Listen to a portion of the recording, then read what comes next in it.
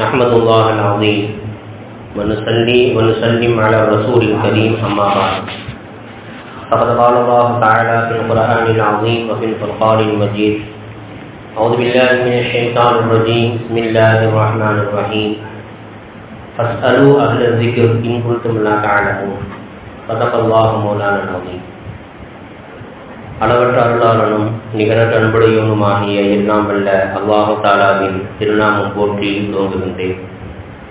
சலாத்தும் சலாமும் ஈருலகத் எம்பெருமானார் முஹம்மது முஸ்தபா அஹமது முஜ்தபா ரசூலே கரீம் ஸல்லல்லாஹு அலைஹி வஸல்லம் அவர்களின் மீதும் அன்னார் நடித்துவற்றி அப்படியே பின்பற்றி வாழ்ந்த உத்தம சத்திய சஹாபாக்கள், தாபியீன்கள், தபஅ தாபியீன்கள், வலிமார்கள், சுஹதாக்கள், சாலிஹீன்கள், நல்லோர்கள், குறிப்பாக நம் அனைவரின் மீதும் அல்லாஹ்வுடைய ரஹ்மத் என்னும் கிருபை என்றென்றும் நிலவட்டுமாக என்று துஆ செய்தவனாக எனது உரையை ஆரம்பம் செய்கின்றேன். கண்ணியத்திற்குரிய பிரியத்திற்குரிய மாணவ செல்வங்களே, எனக்கு முன்னால் பேசிய ஹஜரத் அவர்கள் நம்முடைய கொள்கை எப்படி இருக்கணும், அல்லாஹ்வை நம்பணும், ரசூலை நம்பணும், மலக்குமார்களை நம்பணும், அவர்கள் கொடுக்கப்பட்டிருக்கக்கூடிய வேதங்களை நம்பணும் என்பதாக சொன்னார். இஸ்லாமியர்களாக வாழக்கூடிய நாம் செய்யக்கூடிய இபாதத்துக்கள் அது எந்த அளவுக்கு சரியாக இருக்கிறது, எந்த அளவுக்கு சரியாக இல்லை என்பதை நாமே என்ன செய்யணும், சோதித்து பார்க்கணும். எந்த அளவுக்கு நம்முடைய தொழுகையா இருக்குதா, நோன்பாக இருக்குதா. இன்னைக்கு ஹஜ்ஜுடைய காலம், ஹாஜிமார்கள் ஹஜ்ஜிக்கு போறாங்க, ஆனா அவங்க செய்யக்கூடிய இந்த ஹஜ்ஜாக இருக்குதா என்பதாக நாம் யோசிக்கணும். பொதுவாகவே நன்மையான காரியங்கள், தீமையான காரியங்கள்னு ரெண்டு இருக்கு. இப்போ எது நன்மையான காரியம், எது தீமையான காரியம் அப்படிங்கிறத நம்ம எப்படி தெரிஞ்சுக்கிறது? பெருமானார் ஸல்லல்லாஹு அலைஹி வஸல்லம் அவங்கள்ட்ட ஒரு சஹாபி வராங்க. அந்த சஹாபியுடைய பெயரு வாபிஸத் இப்னு மஅபத் என்று சொல்லக்கூடிய சஹாபி. அவங்க பெருமானார் ஸல்லல்லாஹு அலைஹி வஸல்லம் வர்றாங்க, வந்து நன்மைனா என்ன, தீமைனா என்ன என்று கேட்கிறாங்க. இப்ப பெருமானார் ஸல்லல்லாஹு அலைஹி வஸல்லம் அவர்கள், நான் சுருக்கமா சொல்றேன், நீண்ட ஹதீஸ் இது, ரசூல் ஸல்லல்லாஹு அலைஹி வஸல்லம் சுருக்கமா பதில் சொல்றாங்க. நீ ஒரு காரியத்தை செய்யும் பொழுது, நல்ல கவனமா கேளுங்க, நீ ஒரு காரியத்தை செய்யும் பொழுது உன்னுடைய உள்ளம் சந்தோஷம் அடையுமையானால், ஒரு காரியத்தை செய்யும் பொழுது உன்னுடைய உள்ளம் நிம்மதியும் சந்தோஷமும் அடையுமையானால் அது நன்மையான காரியம்.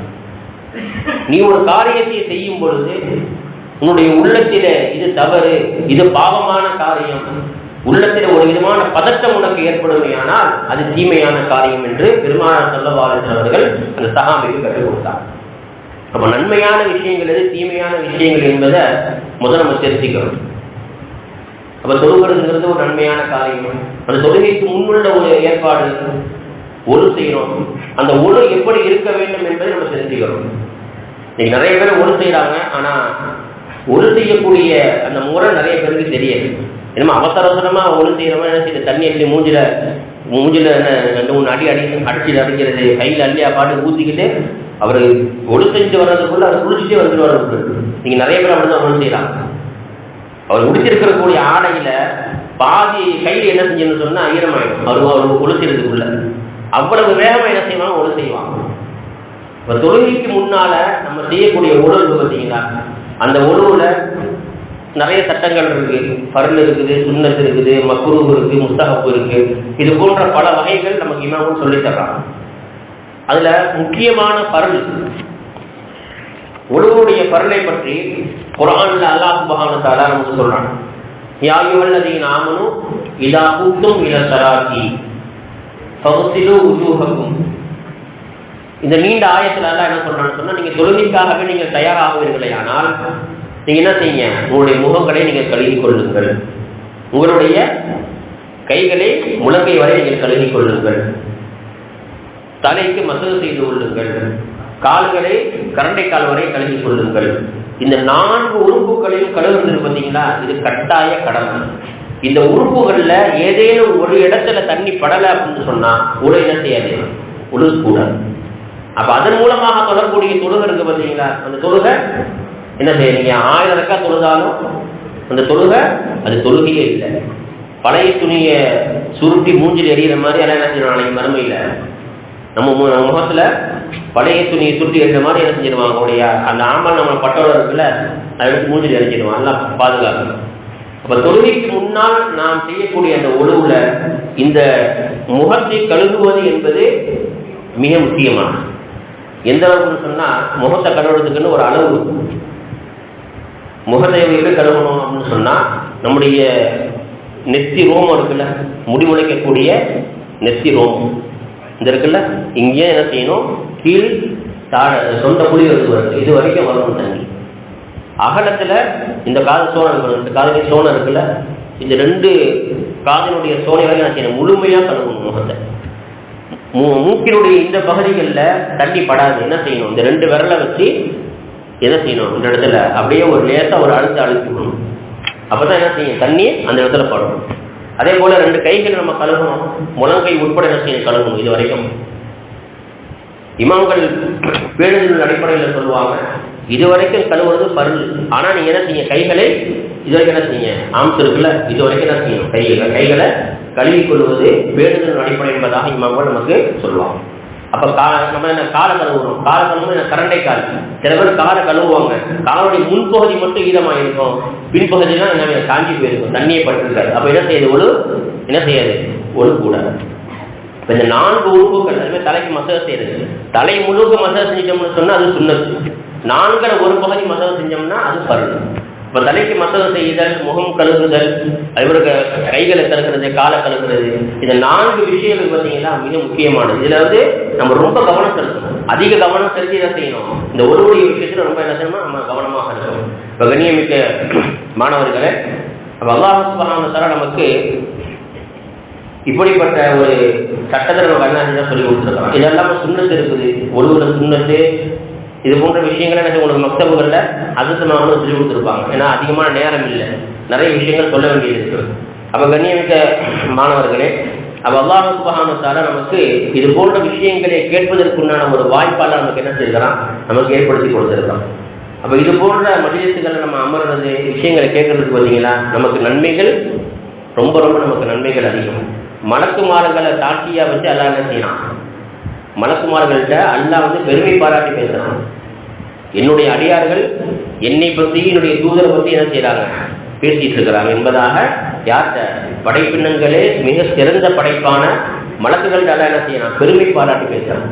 எந்த மலக்கு மனிதனை படைக்க வேணாம், அடிச்சு குதிச்சு விடுவாங்க, ரத்தத்தை சிந்துவாங்க என்று சொன்னார்களோ அந்த மலக்குமார்கள்ட்ட என்ன செய்யறாங்க, அல்லாஹ் பெருமை பாராட்டி பேசலாம் என்பதாக குர்ஆனுடைய ஆயத்துகள் நமக்கு என்ன செய்ய சொல்லிக்காது, ஹதீஸுகள் நமக்கு சொல்லிக்காது. அப்போ ஒருவருடைய விஷயத்தில் நம்ம என்ன செய்யணும், மிகவும் நம்ம பேணுதலாக இருக்கணும். அப்போ இந்த முறையில் நம்ம ஒரு செய்ய நம்ம தொழுதுன்னு சொன்னா நம்முடைய தொழுகை எப்படி இருக்கும், அது ஒரு உயிரோட்டமான தொழுகையாக. அவசரமா நம்ம ஒழு செய்யக்கூடாது, நிம்மதியாக ஒழு செய்யணும். ஒழு செஞ்சுட்டு பள்ளிக்கு தொழுகைக்கு வரும் பொழுது எங்க ஒரு ரக்காயத்து போயிடுமோ அப்படின்ட்டு ஒடையாடக்கூடாது. ரசூலுல்லாஹ் தடுத்திருக்கிறாங்க. ஒழு செஞ்சுட்டு என்ன செய்யாது, இமாம் தக்பீர் கட்டிடுவாங்க, முதல் ரக்காயத்துல நின்றுட்டு இருப்பாங்க, எங்க முதல் ரக்காயத்து போயிடுமோ அப்படின்னு செய்வாங்க. வேக வேகமா ஒழு செஞ்சுட்டு எடுத்துட்டு முடியாது. ஏன்னா இப்ப ஏசிலாம் போட்டிருக்காங்க, அதனால என்ன செய்யும், ஓடி வர்ற சத்தம் நல்லா கேட்கும் பள்ளிவாசல்ல. சில பேர் ஓடி இருந்தாங்க, நல்லா குண்டா இருந்தாருன்னு வைங்களேன், ஓடி இருந்தாருன்னா பள்ளியாசலே அதிர ஆரம்பிச்சிடும், பள்ளியாசலே அதிர ஆரம்பிச்சிடும். என்ன செய்யக்கூடாது, ஓடி வரக்கூடாது, நிம்மதியாக நடந்து வரணும். ஒரு ரக்கத்தை முடிஞ்சா உங்களுக்கு முடியட்டும், அது 2ஆவது ரக்கத்துல சொல்லுவாங்க. இமாம் தலா கொடுத்ததற்கு பின்னால என்ன செய்யணும், எழுந்து ஒரு ரக்கத்தை மஸ்ரூக்கா நம்ம தொழுதுக்கணும். என்ன செய்யக்கூடாது, ஓடி வரும். சில பேர் என்ன செய்யலாம்னு சொன்னா, எங்க பள்ளி எனக்கு எதிர்பள்ளி மொஹல்லா, நாங்கள் நேரடியாகவே நான் பார்த்துருக்கேன். எங்க ஒரு ரக்கத்தை முடிஞ்சிட்டு போயிடும் அப்படின்ட்டு வேக வேகமா என்ன செய்ய முடிஞ்சிட்டு வந்தவர், இப்ப டைல்ஸ் வேறையா வலிக்கு விழுந்துட்டார். எங்க ஹவுஸ்ல வலுக்குனவர் உள்பட்டு கிட்ட போய் சென்றார். நேரடியாக நான் பார்க்கறேன், நானும் தான் ஒழிச்சிட்டு இருக்கிறேன். ஒரு ரக்கத்தை முடிஞ்சிடுச்சு. சரி பொறுமையா, நான் சொன்னேன் அவர்கிட்ட, இப்பதான் ஞாபகம் வருது, நான் சொன்னேன் அவர்கிட்ட பொறுமையா போங்க, அவசரம் இல்லை அப்படின்னு. அவர் கேட்கல, ஓடினார் பாருங்க, அங்க ஹவுஸ் கிட்ட வலுக்குனவர் உள்பட்டு கிட்ட என்ன செஞ்சாரு, சரணடைஞ்சார். அப்படியே தவறு போயிட்டார். அப்ப மார்க்கத்தின் பிரகாரம் அல்லாஹ் ரசூல் நமக்கு எது சொல்லி கொடுத்திருக்கிறாங்களோ அந்த அடிப்படையில நம்முடைய அமல்களை நாம் அமைத்துக் கொள்வோமே, ஆனால் எந்த சிரமமும் கிடையாது. அத்தீன் இஸ்ரும், மார்க்குங்கிறது ரொம்ப லேஸ். எப்ப அல்லாஹ்வும் ரசூலும் நம்முடைய இமாம்கள் நமக்கு எதை சொல்லி கொடுத்திருக்கிறாங்களோ அந்த முறையின் பிரகாரம் நம்ம நம்முடைய வாழ்க்கையை அமைச்சுக்கிட்டோம்னு வைங்க, அமல்களை அமைச்சுக்கிட்டோம்னா எந்த பிரச்சனையும் கிடையாது. அழகா நம்ம என்ன செய்யலாம், அமல் செய்யணும். நம்ம ஒழுங்குடைய விஷயத்துல நம்ம என்ன செய்யணும், ரொம்ப கவனமாக இருக்கணும். அதே போல ஒழு செய்ய ஆரம்பிக்கும் போது என்ன செய்யணும், பிஸ்மில்லாஹ் ஒழு செய்யணும். இது போன்ற துவாக்கள் என்ன செய்வாங்க, உங்களுக்கு உங்களுடைய ஹஸரத்மார்கள் உங்களுக்கு கற்றுக் கொடுத்துருப்பாங்க. இப்போ அடுத்தபடியாக ஒழுக்கு பின்னால தொழுகை. இந்த தொழுகையில சொன்னா முதலாவதான் நம்முடைய ஆடைகள் ஒழுங்காக இருக்கும். உடுத்தக்கூடிய ஆடைகள் பார்த்தீங்கன்னா தொழுகைக்கு கொடுத்துரும்ல ட்ரெஸ்ஸு, அந்த ட்ரெஸ்ஸுகளில் உருவப்படம் இல்லாமல் பார்த்துக்கணும். போடக்கூடிய டிஷர்ட்டு, போடக்கூடிய சட்டை, நல்ல பிராண்டான சட்டையை இருந்துச்சுங்கன்னா அதில் என்ன செஞ்சிருவான், கரெக்டாக அந்த பாக்கெட் கிட்ட ஒரு உருவப்படத்தை குதிரையோ முதலையோ என்ன செஞ்சிருவான், வச்சிருவான். அது மாதிரி இல்லாமல் நம்ம என்ன செய்யணும், நம்முடைய ஆடைகளை அமைச்சிக்கணும். அதே போல கீழ் ஆடை அமைச்சிங்களா, அதிகமாக நீங்கள் எல்லாம் ஸ்டூடெண்ட்டு எல்லாம் என்ன செய்வாங்க, பேண்ட்டு தான் போடுவீங்க. இப்போ தொழுகும் பொழுது என்ன செய்யணும், கரண்டை காலுக்கு கீழாக என்ன செய்யக்கூடாது, ஆடைகள் பொதுவாகவே தொழுகைக்கு மட்டும் இல்லை,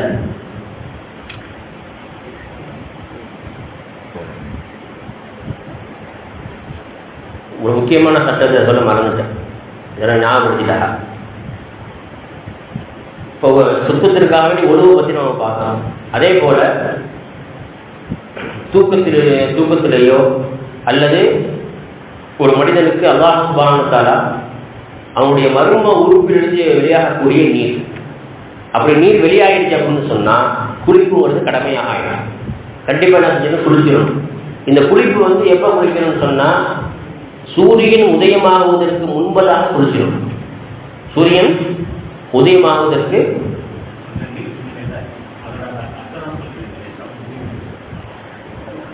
அந்த நீர் எப்படி இருக்கு அப்படின்னு சொன்னா நம்முடைய இந்த சோப்பு லிக்விட் இருக்கு பார்த்தீங்களா, அந்த லிக்விட் மாதிரி இருக்கும். தூக்கத்தில் எழுச்சி பார்க்குறீங்க, இல்லை பேண்ட் போட்டு தூங்கிருக்கீங்கன்னு வைங்க, அதாவது கையை வச்சு தூங்கிருக்கிறீங்க, முடிச்சு பார்க்கும்போது கையில் ஈரமாக இருக்கும்.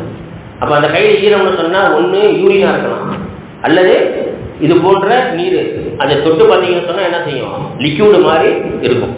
அப்போ அது மாதிரி ஆயிடுச்சுன்னு சொன்னால் உங்களுக்கு என்ன ஆயிடுச்சுன்னு அர்த்தம், குளிப்பு கடமையாக ஆயிடும். அப்போ அந்த கடமையான குளிப்பை என்ன செய்யணும், நம்ம குளிக்கணும். அது எப்படி குளிக்கிறது, கண்டிப்பாக என்ன செய்யணும் நம்ம கண்டிப்பாக அந்த குளிப்பு சூரியன் உதயமாவதற்கு முன்பதாக என்ன செஞ்சு நம்ம குளிச்சிருக்கு.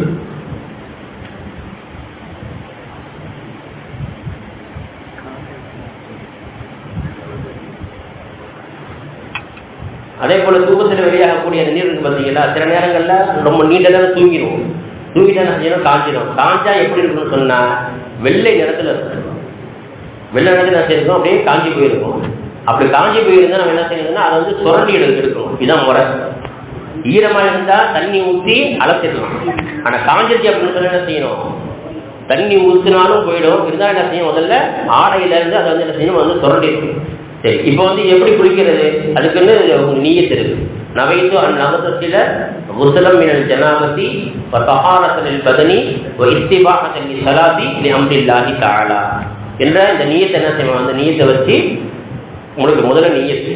ரெண்டாவது என்ன செய்யணும்னு சொன்னால் வாய் கொப்பளிக்கணும். நார்மலாக ஒன்று சேர்ந்து என்ன செய்யும், வாய் கொப்பளிக்க தெரியுமா, அது மாதிரி வாயில் தண்ணி ஊற்றி என்ன செய்யணும், கருகரா செய்யணும். தலையை தூக்கிட்டு என்ன செய்யணும், கருகரா செய்யணும் 3 தடவை. அதுக்கப்புறம் என்ன செய்யணும் சொன்னால் எந்த இடத்துல நஜீஸ் பட்டு இருக்குதோ அந்த என்ன செய்யணும், சுத்தமாக நம்ம என்ன செய்யணும், நாம் கழுவிக்கணும்.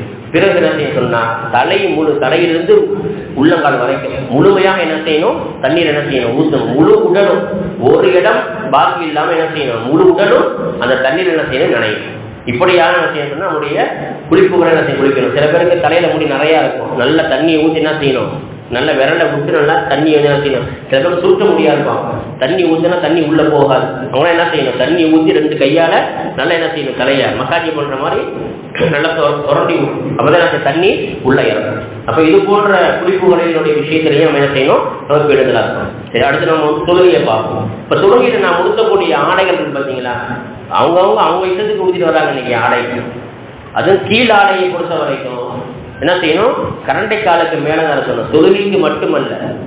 தொழுகைக்கு மட்டுமல்ல எல்லா நேரங்கள்லையும் கரண்டை காலுக்கு மேலே தான் கீழ் ஆடை இருக்கும். ரசூல் ஸல்லல்லாஹு அலைஹி வஸல்லம் அவர்கள் நம்ம கற்றுக் கொடுத்துருக்கக்கூடிய மிக சுன்னத்தான ஒரு பாடம். அல்லாஹ் அந்த கரண்டை காலுக்கு கீழே நம்முடைய ஆடை போயிடுச்சுன்னா அல்லாஹ் கோவப்படுறோம்.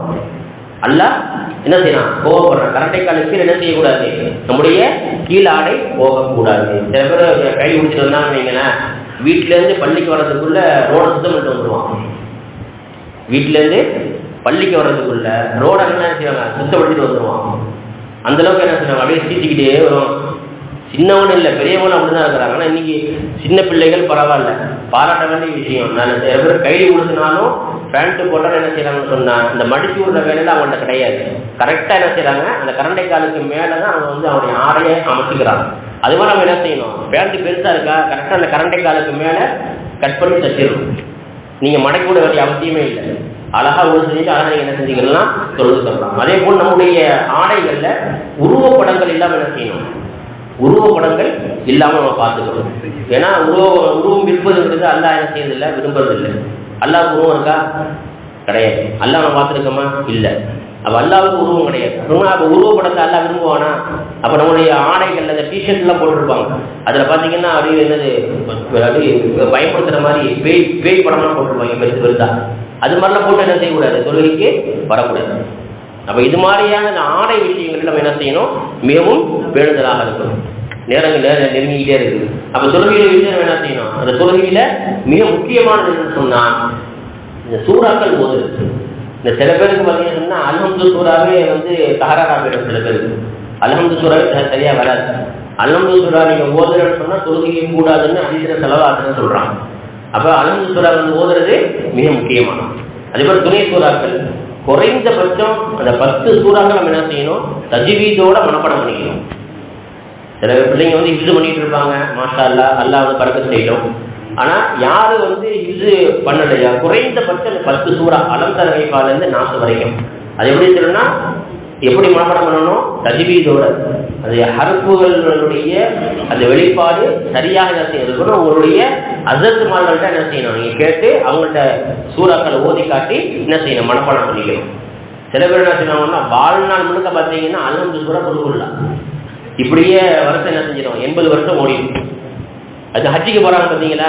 இதுல பெரிய வேடிக்கை அப்படிதான். இப்போ இடையில வந்து ஹாஜிகளுக்கு உண்டான வழிகாட்டுதல் நிகழ்ச்சி நடந்துச்சு.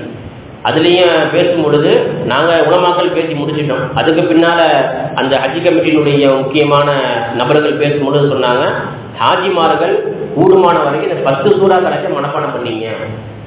ஆதி பிதா ஆதம் அலைஹிஸ்ஸலாம் முதல் இந்த வரைக்கும் இருக்கக்கூடிய அந்த காலகட்டத்தில் ஹஜ்ஜிக்கு போகிறவங்க பார்த்தீங்கன்னு சொன்னால் எந்த அளவுக்கு ரொம்ப மோசமாகிடுச்சுன்னா அந்த அல்ஹம்து சூறா கொடுக்கல. ஏன்னா குரான் அந்த 2 சூறா மட்டும் தான் இருக்கு அப்படின்னு முடிவுக்கே வந்துட்டாங்க. வேற சூறாவே இல்லை குரான்ல, இது 2 தான். ஒரு வாழ்நாள் முழுக்க அல்ஹம்து குழுவல்லா, அல்ஹம்து குழுவல்லா இப்படியே ஓதிய என்ன செய்யறது? சொல்லிட்டு இருக்குது. அதனால குறைந்தபட்சம் என்ன செய்யணும்? 10 சூறாக்கள் என்ன செய்யணும்? நம்ம வந்து மனப்பாடம் பண்ணிக்கணும். எப்படி? நார்மலா அந்த தஜ்வீதோட அந்த ஹர்ஃபு கரெக்டா என்ன செய்யணும்? ஒரு ஹர்ஃபை நீங்க மாற்றி ஓதுறீங்கன்னு வைங்களேன், சொல்லக்கூடாது. உதாரணம் மட்டும் நான் சொல்றேன் பாருங்க. அல்ஹம்து சூறா அது ஆரம்பத்தில் என்ன வருது? அல்ஹம்து ஹா இருக்கு. அந்த ஹா உள்ள இடத்துல நீங்க ஹா வச்சு ஓதுனீங்கன்னு வைங்க, தலப்பா கட்டி ஹா இருக்குல்ல, அதை வச்சு ஓதுனீங்கன்னா ஆரம்பத்துல உங்க தொழுகை முடிஞ்சு போச்சு. சொல்லக்கூடாது. எழுத்து மாறி போச்சா இல்லையா? இப்போ இது போன்ற சட்டங்கள் என்ன செய்யணும்? உங்க பள்ளியினுடைய இமாம்கள்ட்ட என்ன செய்யணும்? கேட்டு தெரிந்து கொண்டு அதுக்கு தகுந்தமாக என்ன செய்யணும்? சூறாக்களை சரியான முறையில் நீங்க மனப்பாடம் பண்ணிக்கணும். இது தொழுகையுடைய விஷயங்கள். அதே போல தொழுகைக்கு என்ன செய்யறது? வேகமா ஓடி வர்றது, இது போன்ற விஷயம் என்ன செய்யணும்? நம்ம வந்து கவனத்தில் வச்சுக்கிறோம். அதே போல தொழுகையுடைய விஷயத்துல ஸல்லல்லாஹு வந்து ஒரு ஹதீஸ்ல சொல்றாங்க, பைஹிக்கில வரக்கூடிய ஹதீஸ். ஒரு மனிதர் என்ன செய்யறாருன்னா தொழுகிறாரு, அவருடைய உள்ளத்துல வந்து ஏதோ ஒரு தடுமாற்றம், ஒரு ஒரே குழப்பத்திலே இருக்கிறாரு. உள்ளத்துல ஏதோ ஒரு குழப்பம், ஏதோ ஒரு விஷயத்துல குழப்பத்திலே இருக்கிறாரு. அவர் சொல்லக்கூடிய அப்படி குழப்பத்தோடு சொல்லக்கூடிய 1000 ரக்காத்துக்களை விட, அந்த குழப்பத்தோடு சொல்லக்கூடிய 1000 ரக்காத்துக்களை விட உள்ளச்சத்தோடு அல்லாஹ்வோடு ஒன்றி சொல்லக்கூடிய 2 ரக்காத்து தொழுகிறது பார்த்தீங்கன்னா அது மிகவும் சிறந்தது என்று ஸல்லல்லாஹு அலைஹி வஸல்லம் அவர்கள் சொன்னதே அதில் அனஸ் இப்னு மாலிக் ரலியல்லாஹு தஆலா செய்யறாங்க. அவங்க சொல்லி காட்டுறாங்க. அப்போ தொழுகும் பொழுது என்ன செய்யக்கூடாது? உள்ளத்துல எந்த குழப்பமும் இருக்கக்கூடாது. அல்லாஹ் தன்னை பார்த்துட்டு இருக்கிறான் அப்படிங்கிற எண்ணத்துல என்ன செய்யணும்? நம்ம வந்து குஷூ குழுவோட நம்ம என்ன செய்யணும்? நம்ம வந்து தொழுவோம். அல்லாஹ்வுடைய அச்சத்தோட நம்முடைய தொழுகையை நாம் ஆக்கிக்கொள்ளணும். இப்போ அடுத்த விஷயம் என்னன்னு சொன்னால் மிக முக்கியமானது ஜனாதா. தொழுகையும் நம்ம சொல்லிட்டு இருக்கிறோம். காரைக்காலை பொறுத்த வரைக்கும் இஸ்ராயல் இங்கே தான் சுற்றிட்டு இருக்கிறாரு. இஸ்ராயல் என்ன செய்றாங்க? காரைக்காலை சுற்றிட்டு இருக்கிறாரு. ஏன்னா மௌத்து இல்லாத நாளே இல்லை காரைக்காலில். காலையில் எழுந்திரிச்சு பஜர் தொழுகைக்கு பின்னால் நம்ம வந்து நெட்டை ஆன் பண்ணோம்னா முதல் செய்தியே என்ன வருது? மூத்து செய்தி தான். 1 அல்லது 2, எப்படியும் மௌத்து இல்லாமல் இல்லை. காரைக்காலை பொறுத்த வரைக்கும் மௌத்து விழுந்துகிட்டே தான் இருக்கு. இப்போ இது போன்ற ஜனாசாவுடைய விஷயத்தில் பார்த்தோம்னு சொன்னால் ஒவ்வொரு ஜமாத்துகள்லையும் சேர்த்தாங்க. யாரும் குறை சொல்வதற்காக இல்லை. ஏன்னா நம்ம எந்த அளவுக்கு இன்னைக்கு ஆயிட்டோம்னு சொன்னால் அதுக்குன்னு ஒரு டீம் வச்சுக்கிட்டோம். நீ மூத்தாயிடுச்சா அவருக்கு ஃபோன் அடிங்க, எல்லாம் அவரே பார்த்துக்குவார். அப்போ நீ எதுக்கு இருக்க? இப்போ நீ எதுக்கு இருக்கப்ப? பக்கத்து வீட்டில் தான் மூத்து, இவரே போய் பார்க்க மாட்டாரு. ஏன்னா பயப்படக்கூடாது. மைத்தை போய் பார்க்கணும். அவங்களுக்கு ஆறுதலான சில விஷயங்கள் சொல்லணும். அவங்களுக்கு இன்னைக்கு மைத்தை பார்த்தா சில பேருக்கு பயம், அது கிட்டே போக மாட்டாங்க. சில பேர் மூத்தாமல் கிட்ட போய் நின்றோம்னு வைங்க. சில பேர் சொல்லியிருக்கிறாங்க, என்கிட்ட சொல்லியிருக்கிறாங்க. எப்படின்னு சொன்னால் கிட்ட போய் பார்த்தா ஜெர்த்து அவர் வந்து நம்மகிட்ட பேசுகிற மாதிரியே தெரியுது. அவர் மூத்தா போயிட்டார், அவர் ரூட் போயிடுச்சு. அவர்கிட்ட போய் நின்றோம்னா அவர் மூச்சு விடுற மாதிரியே தெரியுது, அவர்கிட்ட பேசுகிற மாதிரியே தெரியுது. அப்படி நீங்கள் நினச்சிக்கிறீங்க. அப்படி நீங்கள் என்ன செய்ய நினச்சிக்கிறீங்க? சில பேருக்கு அப்படி என்ன செய்யும், அந்த அது மாதிரியான ஒரு நிலைமை ஏற்படும். ஆனால் பயப்படக்கூடாது. போய் என்ன செய்யணும்? ஜனாதா போகணும், ஜனாதா குளிப்பாட்டுவாங்க, போய் ஹெல்ப் பண்ணணும். இதெல்லாம் என்ன செய்யணும்? சல்லல்லாஹு அலைஹி வஸல்லம் சொல்கிறாங்க. நீங்கள் வந்து ஜனாதா ஒரு இடத்துல ஜனாதா ஆயிடுச்சு, அந்த ஜனாதாவுடைய ஆரம்பம் அந்த குளிப்பாட்டத்திலிருந்து அதுக்கு கப்பன் இட்டு அதை கபூரில் அடக்கிற வரைக்கும் அதை கூடவே நீங்கள் போனீங்கன்னு வைங்களேன், 2 சீராத்து நன்மைங்கிறாங்க சல்லல்லாஹு. இந்த நன்மையை அடைகிறது யார் அப்படின்னு சொன்னால் அது ஒரு குறிப்பிட்ட குரூப் மட்டும்தான். ஒரு 5 பேர் 6 பேர் இருப்பாங்க. அது அவங்க மட்டும்தான் அந்த நன்மையை இன்னைக்கு அடைஞ்சிக்கிறாங்களே தவிர மொஹல்லா வாசிகள் அந்த நன்மையை அடைஞ்சிக்கிறாங்களா என்று நான் பார்க்கும் பொழுது சுத்தமாக இல்லை. புகாரி ஷரீஃபில் இந்த ஹதீஸ் வருது. பெருமான சல்லல்லாஹு சொல்கிறாங்க, ஒரு இடத்துல ஜனாதாவுக்கு ஒருத்தர் போகிறாரு, ஜனாதாவுடைய தொழுகையில் கலந்துக்கிறாரு. கப்பன் தப்பன்லாம் என்ன செய்கிறாங்க, முடிச்சுட்டு ஒரு தொழுகைக்கு பின்னால் கொண்டு போய் அடக்கம் பண்ணுறாங்க. அதை அடக்கம் பண்ணுற வரைக்கும் யார் அந்த ஜனாதா கூடவே அவர் போகிறாரோ அவருக்கு 2 சீராத்து நன்மை இருக்குது என்பதாக சொன்னாங்க. நம்ம 2 சீராத்து நன்மை என்ன? ஒரு சீராத்துனா என்ன அப்படின்னு சொன்னால் அந்த ஹதீஸினுடைய விளக்கத்தில் சொல்கிறாங்க, சீராத் அப்படின்னு சொன்னால் இருக்கக்கூடிய மலைகளிலேயே மிகப்பெரிய மலையினுடைய அளவு. இருக்கக்கூடிய மலையிலேயே மிகப்பெரிய, இப்போ நம்ம என்ன சொல்லுவோம், மலையிலே பெரிய மலைனா என்ன மலை? இந்த மலையை சொல்லுவோம். இந்த மலையை சொல்லுவோம் எவரெஸ்ட். ஆனால் சல்லல்லாஹு வந்து எவரெஸ்ட்லாம் சொல்ல மாட்டாங்க. அதிகமாக ஹதீஸுகளை பார்த்தோம்னா உஹது மலையை சொல்லுவாங்க. ரசூலுல்லாஹ் ஹதீஸுகளை பார்த்தோம்னா உங்களுக்கு வந்து இங்கே இந்த அமல் செஞ்சீங்கன்னா உங்களுக்கு இந்த நன்மை இருக்குது. அதே போல மார்க்க கல்வியை கற்றுக்கொள்ளக்கூடிய விஷயத்துல, அதே போல மார்க்க கல்வியை கற்றுக்கொண்டு பிறருக்கு சொல்லக்கூடிய விஷயத்துல, அதே போல மார்க்க கல்விக்காக வேண்டி நாம் செலவு பண்றோம் பார்த்தீங்களா, அதை சொல்லும்போது சொல்லலாம் சொல்லுவாங்க, மார்க்க கல்விக்காக வேண்டி ஒருவர் 1 திருகம் செலவழிப்பாரையானால் அவருக்கு கிடைக்க ஒரு நன்மை தெரியுமா? உஹது மலையான நன்மை நாங்கள் செலவாங்க. 1 ரூபா நீங்க செலவு பண்ணீங்கன்னா, மார்க்கத்துக்காக செலவு பண்ணீங்கன்னா எவ்வளவு நன்மை உங்களுக்கு? உஹது மலைன்னு சொன்னாங்க. அப்ப அந்த உஹது மலை அளவு 2 உஹது மலை அளவு நன்மை கிடைக்குது. யார் கிடைக்குது? ஒரு வீட்டில் ஜனாதா ஆயிடுச்சு, ஜனாதாவுக்கு போகணும். அந்த ஜனாதாவுடைய ஆரம்பத்திலிருந்து கடைசி வரைக்கும் ஜனாதாவை அடக்கம் பண்ற வரைக்கும் நம்ம என்ன செய்யணும் இருந்தோம்னு சொன்னா 2 உஹது மலை அளவு நன்மை நம்ம என்ன செய்யுது கிடைக்குது. கலந்துக்கலாம ஜனாதாவில் ஜனாதாவுடைய தொழுகை. இப்போ காரைக்காலை பொறுத்த வரைக்கும் ஷாஃபியாக்கள் தான் அதிகம். எல்லாருக்குமே தொழுகை விஷயங்கள் தெரியும். 4 தக்பீர்கள் என்ன செய்யணும், இமாம் கட்டுவாங்க. ஒவ்வொரு இதுலையும் என்னென்ன சூறாக்கள் ஓதணும், பள்ளிவாசல்ல இன்னைக்கு எழுதி போட்டாங்க. பள்ளிவாசல்ல எல்லா பள்ளிவாசலும் என்ன செய்யப்பட்டிருக்கு, எழுதி போடப்பட்டிருக்கு. அந்த விஷயம் உங்களுக்கு நல்லா தெரியும். நம்ம ஜனாதாவில் கலந்துக்கிறோம். அந்த ஜனாதாவுக்காக நம்ம என்ன செய்யணும், அதிகமாக துவா செய்யும். ஏன்னா பெருமான ஸல்லல்லாஹு அலைஹி வஸல்லம் ஹதீஸ் சொல்றாங்க, புகாரியிலையும் முஸ்லீம்லையும் இந்த ஹதீஸ் வந்து பதிவு செய்யப்பட்டிருக்கு. புகாரியிலையும் முஸ்லீம்லையும் இந்த ஹதீஸ் பதிவு செய்யப்பட்டிருக்கு. ஹஜ்ரத் அபூ ஹுரைரா ரலியல்லாஹு தஆலா அவங்க அறிவிக்கக்கூடிய ஹதீஸ். ஸல்லல்லாஹு அலைஹி வஸல்லம் சொன்னாங்க, 5 விஷயங்கள் இருக்கு. இந்த 5 காரியங்கள் ஒரு முஸ்லீம் இன்னொரு முஸ்லீமுக்கு செய்ய வேண்டிய கடமைன்னு சொன்னாங்க. ஒரு முஸ்லீம் இன்னொரு முஸ்லீமுக்கு செய்ய வேண்டிய மிகப்பெரிய கடமையை சொன்னாங்க. அதில் முதலாவது ரத்து சலாம். ஒரு சலாம் சொன்னாருன்னா அவருக்கு என்ன செய்யணும், கண்டிப்பா நீங்க பதில் சொல்லணும். 2வது இயாதத்துல் மரீத்.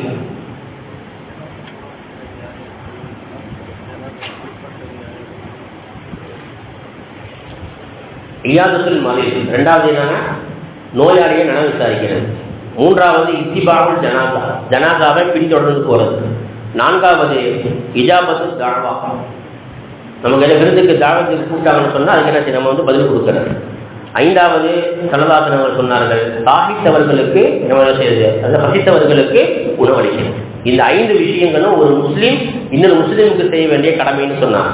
அதில் ஸல்லல்லாஹு அலைஹி 3வது என்ன சொல்லியிருக்காங்க, இத்திபாவுல் ஜனாஸா. ஜனாதாவை என்ன செய்யுது, பின்தொடர்ந்து போகிறோம். இப்போ ஜனாதாவுடைய என்ன செய்யற, ஜனாதா வந்தோன்னு ஜனாதா தொழு வைக்கிறாங்க. இன்னைக்கு பெரிய தகராறு அதில் தான். ஜனாதா தொழு வைக்கிறதுல தகராறு. அஜஸ்தாங்க தொழு வைப்பாரு, நிர்வாகம் சொல்லுவாங்க, இல்லை மகனை தொழு வைக்கணும், வாரிசு தான் தொழு வைக்கணும் அப்படின்னு சொல்லுவாங்க. அதனால சில பள்ளிவாசல்களில் வந்து என்ன செஞ்சாங்கன்னா போர்டு எழுதி போட்டாங்க, பள்ளிக்கு ஜனாதா வந்துச்சுன்னு சொன்னா இமாம் தான் தொழு வைப்பாங்க அப்படின்னு. ஆனால் மார்க் என்ன சொல்லுது தெரியுமா, இப்போ தகப்பனார் இறந்துட்டாரு அப்படின்னு சொன்னால் யார் தொழு வைக்கணும், மகனார் தான் தொழு வைக்கணும். இப்போ மகனாருக்கு என்ன ஒன்றுமே தெரியலை, அல்ஹம்து தெரியாது, எப்படி தக்பீர் கட்டணும்னு தெரியாது, எப்படி தொழு வைக்கணும்னு தெரியாது. அப்படிங்கும்போது யார் தொழு வைப்பா, அந்த பள்ளியுடைய இமாம். அப்போ யார் வராங்க, அந்த பள்ளியுடைய இமாமும் அந்த பொறுப்பில் வருவாங்க. சில பேருக்கு தொழு வைக்க தெரியும். இன்னும் அதாவது தண்ணீர் வலிக்க வேண்டிய விஷயம் என்ன தெரியுமா, தகப்பனார் இறந்து போயிருப்பாரு, ஆனால் மகன் ஜனாதால அவர் தொழுகைகளும் கலந்துக்க மாட்டார். பள்ளியாட்டு வெளியில் போய் கையை கட்டி குடிப்பார், ஃபோட்டோ போஸ்ட் கொடுத்தோம் தெரியுமா, அது மாதிரி குடிப்பார். திருநள்ளாறுல நான் இமாமா இருக்கேன், அதே நிறைய ஜனாதாவை நான் பார்த்துருக்கேன். சொந்தம் இறந்து போனவர்களுக்கு நெருங்கிய சொந்தம் ஜனாதா தொழுகையில கூட என்ன செய்ய மாட்டாங்க, கலந்துக்க மாட்டாங்க. ஏன், ஜனாதா எப்படி தொழுவுன்னு தெரியல, என்ன துவாவுன்னு தெரியல. இதில் நம்ம என்ன செய்யணும், இமாம்கள்ட்ட போய் கேட்டு கற்றுக்கணும். மார்க்க சட்டங்களை பொறுத்த வரைக்கும் நம்ம யார்கிட்ட கேட்கணுங்க, யார்கிட்ட கேட்கணும், இமாம்கள்ட்ட தான் கேட்கணும். அல்லாஹ் சுப்ஹானஹு குர்ஆன்ல சொல்றான், ஃபஸ்அலு அஹ்ல ஸிக்ரி இன் குன்தும் லா தஅலமூன். உங்களுக்கு ஒரு விஷயம் தெரியலையா, அது சம்பந்தப்பட்டவங்கள்ட்ட போய் நீங்க என்ன செய்யுங்க, கேளுங்க. அப்ப ஃபஸ்அலு அஹ்ல ஸிக்ரி, இப்போ இங்கே அல்லாஹ் சுப்ஹானஹு அஹ்ல ஸிக்ரின்னு அல்லாஹ் யாரை சொல்றான், விஷயதாரிகள், இமாம்கள். அவங்கள்ட்ட நம்ம என்ன செய்யணும், மார்க்க சட்டத்தை போய் கேட்கணும். ஒருத்தர் என்ன செய்யறாரு, நல்லா பெரிய தாடி வச்சிருக்கிறாரு, பெரிய ஜிப்பா போட்டுருக்கிறாரு, பெரிய தலப்பா வச்சிருக்கிறாரு. அப்போ அவங்களாம் என்ன செய்ய முடியாது, ஆலிம்களாக ஆக முடியாது, சட்டம் சொல்றதுக்கு தகுதிகளாக ஆக முடியாது. சூரத்தில் வேண்டாம் என்ன செய்யணும், பெரிய ஆலிம் மாதிரி தெரியணும். மார்க்க சட்டம் படிக்காத வரைக்கும் அவர் ஆலிம் அல்ல. நல்லா புரிஞ்சுங்க. சில பேர் என்ன செய்வாங்கன்னா, ஊரில் பெரிய மனுஷருங்க அவர், ஊரில் பெரிய மனுஷருங்க அவர், 40 நாள் ஜமாத் போயிருக்கிறாரு, 4 மாதம் ஜமாத் போயிருக்கிறாரு, வருஷம் ஜமாத் போயிருக்காரு, அது ஜமாத் போனால் போயிட்டு போட்டோம். அதனால அவர்கிட்ட போய் சட்டம் கேட்பீங்களா, அவர் ஆலிம், அவரே போய்கிட்டு இருக்கட்டும். 4 மாதம் போட்டோம், 40 நாள் வேணும், வருஷம் வேணாலும் போகட்டும். எத்தனை வருஷம் அவர் ஜமாத்து போனாலும் அவர் ஆலிமாக முடியுமா, ஒரு ஆலிமுடைய தரத்துக்கு வர முடியுமா, சொல்லுங்க, வர முடியுமா, வர முடியாது. 7 ஆண்டுகள் 10 ஆண்டுகள் 12 ஆண்டுகள் மதரசாக்கள்ல போய் மண்டிட்டு ஓதுறாங்க பாருங்க, அவங்கள் தான் இமாம்கள், சட்டம் சொல்வதற்கு தகுதியானவர்கள் என்று குர்ஆன் நமக்கு தெளிவாக சொல்லி காட்டுது. இப்போ கண்ணியமிக்க அல்லாஹ் நல்லடியார்களே, மாணவ செல்வங்களே, நம்ம வந்து சொல்லியிருக்கக்கூடிய இந்த சட்டங்களை என்ன செய்யணும், இன்ஷா அல்லாஹ் முழுமையாக நாம் பின்பற்றி நடக்க வேண்டும். ஒழுங்குடைய விஷயத்திலும் சரி, ஜனாதாவுடைய விஷயத்திலும் சரி, குளிப்பு கடமையாகக்கூடிய விஷயத்திலும் சரி, என்ன செய்யணும், அல்லாஹ்விற்கு பயந்து நடக்கணும். இப்போ ஒழுங்குடைய விஷயத்தில் நம்ம என்ன செய்யணும், மிகவும் பாதுகாப்பாக இருக்கிறோம். யார் பாதுகாப்பாக இருப்பா, இப்போ ஒழுங்கு வந்து ஒரு சுத்தம், சுத்தத்தில் யார் பாதுகாப்பாக இருப்பா அப்படிங்கிறத ஸல்லல்லாஹு அலைஹி வஸல்லம் ஒரு ஹதீஸ்ல சொல்றாங்க, லா யுஹாஃபிது அலல் உலூஇ இல்லல் முஃமின். முஃமின்கள் தான் ஒழுங்குடைய விஷயத்திலே மிகவும் பாதுகாப்பாக இருப்பார்கள், பேணுதலாக இருப்பார்கள்னு சொல்றாங்க. இப்போ நம்மளாம் யாருங்க, நம்மளாம் யாரு, மூமின். அல்லாஹ்வை ஈமான் கொண்டு இருக்கிறோம், ரசூலை ஈமான் கொண்டு இருக்கிறோம். அப்ப நம்மளுடைய ஒழுங்கு எப்படி இருக்கணும், அல்லாஹ் ரசூலுக்கு பயந்து அந்த ஒழுங்கினுடைய விஷயங்களை நம்ம என்ன செய்யணும், கரெக்டாக சரியான முறையில் நம்ம செய்யணும். அல்லாஹ் சுப்ஹானஹு வ தஆலா எதை சொன்னோமோ கேட்டோமோ அதன்படி அமல் செய்வதற்கெல்லாம் நமக்கு தௌஃபீக் செய்வானாக. எந்த விஷயத்தை எந்த சட்டங்களை நாம் கேட்டிருக்கின்றோமோ இந்த சட்ட திட்டங்களை பிறருக்கு எட்டி வைப்பதற்கு உண்டான வாய்ப்பினையும் அல்லாஹ் நமக்கு முதல் புரிவானாக. இது போன்ற நிகழ்ச்சிகள் நடக்கும் பொழுது மாணவர்களாக நீங்கள் என்ன செய்யணும், கண்டிப்பாக கலந்து கொள்ள வேண்டும். இப்படி கூட நிகழ்ச்சிகளை கலந்து கொள்ளும் பொழுதுதான் மார்க்க விஷயங்களை தெரிந்து கொள்வதற்கு உண்டான ஒரு வாய்ப்பு உங்களுக்கு என்ன செய்யுது, உங்களுக்கு கிடைக்குது. அது லீவுடைய நாள் அதிகமான பேருக்கு பெரிய காலையில் கூட 10 சொல்லிக்கு பின்னால் நான் பயான் பேசினேன், எல்லாருக்கும் பயான் சொன்னேன். அதை சொல்லும்பொழுது என்ன சொன்னால், இன்னைக்கு வந்து ஒவ்வொரு தரப்பினர்களுக்கும் ஒவ்வொரு விஷயத்தை இன்னைக்கு வந்து ஏற்பாடு செஞ்சுட்டாங்க. ஏன்னா நேரங்களை செலவழிக்கிறதுக்கு சின்ன பிள்ளைங்களாக தான் வைங்களேன், அவங்களுக்கு சுட்டி டிவியை போட்டு விட்டு அம்மாட்ட பார்த்துக்கிட்டே இருப்பான், உட்காந்து என்ன பார்த்துக்கிட்டே இருப்பான். அதுக்கு அடுத்த ஸ்டேஜ் உள்ளவங்க இப்போ நீங்கள் பார்த்துருக்கீங்கல்ல, உங்களுக்குலாம் என்ன தெரியுமா, கேம் என்ன செய்யுது, வச்சுட்டு இந்த 2 விரல் மட்டும் தான் வேலை செய்யும். இந்த 2 கட்டை விரல் மட்டும் தான் வேலை செய்யும். நோம்புல அங்கே திருநள்ளால நான் சொல்கிறேன், நோம்புல பசங்க பொதுவாகவே கேம் தான் விளாண்டுட்டு இருப்பாங்க. அவன் கையில் செல்லே இல்லைங்க. ஒரு 20 நினைக்கிறேன், 21 கேமுன்னாடி துணி வைக்கிறதுக்காக வேண்டி 2 மணிக்கு நேற்று பள்ளியாரத்துக்கு போகிறேன். ஒரு வாசப்பல் எனக்கு ஈட்ட வீட்டு வாசப்பல்ல உட்காந்துருக்கிறான். அவன் கையில் செல்லே இல்லை கையில். ஆனால் இந்த 2 வேலை மட்டும் வேலை செய்யுது. இப்படியே உட்காந்துருக்கான், கற்பனையே விளையாடுறான். இப்போ எந்த அளவுக்கு மோசம் அப்படி பார்த்தீங்களா? உங்களுக்கு கேம். அதுக்கு அடுத்த ஸ்டேஜ் ஒன்று உங்களுக்கு என்ன தெரியுமா? பெண்களாக இருந்தாங்கன்னா அவங்களுக்கு சீரியல், ஆண்களாக இருந்தாங்கன்னா அவங்களுக்கு பிக் பாஸ், இது போன்ற விஷயங்கள் எல்லாம் கொண்டு வந்துட்டாங்க. அதனால நம்முடைய நேர காலங்கள் பார்த்தீங்கன்னா ரொம்ப முக்கியமானது. அல்லாட்ட பதில் சொல்லி ஆகணும். எந்த உங்களுடைய நேரங்களை, உங்களுடைய வாலிபத்தினுடைய நேரத்தை நீங்கள் எப்படி கழிச்சிங்க அப்படின்னு நல்லா என்ன வறுமையில் கேள்வி கேட்பான். அங்கே போய் சொல்ல முடியுமா? நான் லேப்டாப் பார்த்துட்டு இருந்தேன், நான் செல்லு பார்த்துட்டு இருந்தேன், கேம் விளையாண்டுட்டு இருந்தேன், சொல்ல முடியுமா? அல்லாட்ட போய் சொல்ல முடியாது. அப்போ அல்லாஹ் என்ன செய்யணும்? பயந்து நம்ம வாழணும். வாழ்க்கையில் 4 விஷயங்களை நீங்கள் கொண்டு வந்தீங்கன்னு சொன்னால் உங்களே இபாதத்தில் உங்களை மிஞ்சியவர்கள் யாரும் ஆக முடியாது. அதில் முதலாவது தக்வா சொல்லி முடிச்சிடுறேன். முதலாவது தக்வா, அல்லாஹ்வுடைய அச்சம் உள்ளத்தில் வரணும். அல்லாஹ்வுடைய அச்சம் உள்ளத்தில் வரும். 2வது அல் ஹயா, வெட்கத்தன்மைங்கிறது பெண்களுக்கு மட்டுமல்ல, ஆண்களுக்கும் வெட்கத்தன்மை என்பது உண்டு. 3வது பெருமான ஸல்லல்லாஹு அலைஹி வஸல்லம் ஹதீஸ் மூலமாக நம்முடைய இமாம்கள் என்ன நமக்கு சொல்லி தர்றாங்க. 1 தக்வா, 2வது ஹயா, 3வது தாவத். நாம் எந்த விஷயத்தை நம்ம கேட்டிருக்கிறோமோ அந்த விஷயத்தை என்ன சில மக்களுக்கு எடுத்து சொல்லணும். எந்த அளவுக்கு எடுத்து சொல்லிக்கொண்டே இருக்கோமோ நம்முடைய வாழ்க்கை என்ன செய்யும்? அந்த அமல்கள் அது நிரந்தரமாக இருக்கும். 4வது துவா, அல்லாஹ்விடத்தில் என்ன செய்யணும்? எப்படிப்பட்ட விஷயமாக அல்லாஹ் என்ன செய்யணும்? நம்ம 2 ரக்காத் தொழுது நீங்கள் துவா செஞ்சீங்கன்னு சொன்னால் கண்டிப்பாக என்ன செய்வான்? கொடுக்க மாட்டானா? கொடுப்பான். அப்போ நம்முடைய வாழ்க்கையில் இந்த 4 விஷயம் என்ன செய்யணும்? கண்டிப்பாக நாம் கொண்டு வர வேண்டும். சொல்லியிருக்கக்கூடிய இந்த மார்க்க சட்டங்களை நாம் தெளிவாக நாம் விளங்கி இதில் சந்தேகங்கள் எதுவும் இருக்குமே ஆனால் இப்பயே நீங்கள் கேட்கலாம், அல்லது உங்களுடைய பள்ளியுடைய இமாம்கிட்ட நீங்கள் கேட்டு என்ன செய்யலாம்? நீங்கள் தெரிஞ்சுக்கொள்ளலாம். அல்லாஹ் சுப்ஹானஹு வ தஆலா இது போல நிகழ்ச்சிகளில் கலந்து கொண்டு மார்க்க சட்டங்களை தெரிவதற்குண்டான வாய்ப்பை நல்லா கொடுத்தான். எல்லா புகழும் அல்லாஹ்வுக்கே என்று சொல்லி எனக்கு வாய்ப்பளித்த ஜமாத்துல் உலமாவுக்கு நன்றி சொல்லி விடைபெறுகிறேன். வாஹிரு தாவானா அல்ஹம்துலில்லாஹி ரப்பில் ஆலமீன். அஸ்ஸலாமு அலைக்கும் வரஹ்மத்துல்லாஹி தஆலா வபரகாத்துஹு.